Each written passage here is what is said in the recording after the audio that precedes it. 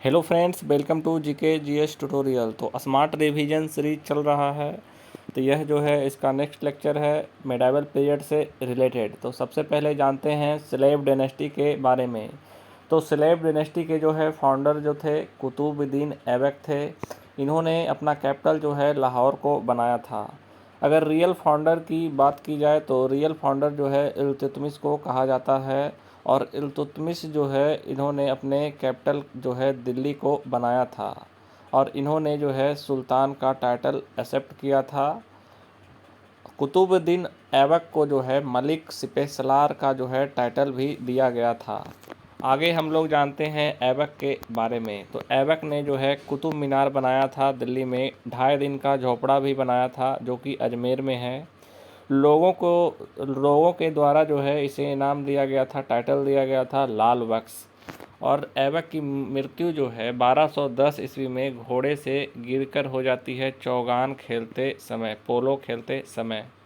तो चौगान जो है भारत में जो है तुर्क लेकर आए थे।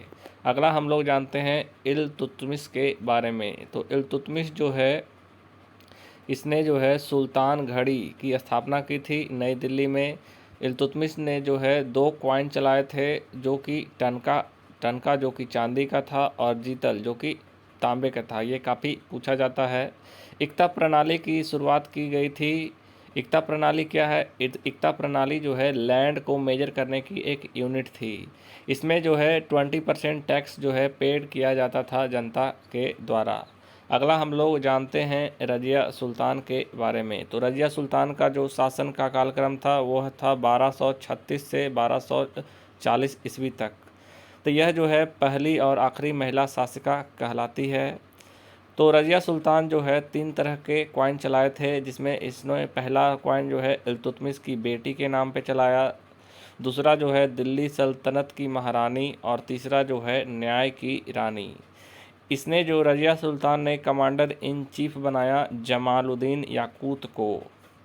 अगला हम लोग जानते हैं बलबन के बारे में। तो बलबन के बारे में जो है काफ़ी इम्पोर्टेंट पॉइंट है। इसने रक्त और लौह की नीति अपनाई थी और इसने जो है कॉइन चलाए थे बलबनी कॉइन। भारत में जो है पहली बार जो है फ़ारसी सभ्यता का शुरुआत जो है बलबन की ही देन है। और इन्होंने नौरोज़ त्यौहार की शुरुआत की और इन्होंने 2 तरह की प्रथाएं चलाई, जिसे सिजदा और पैबोस कहा गया।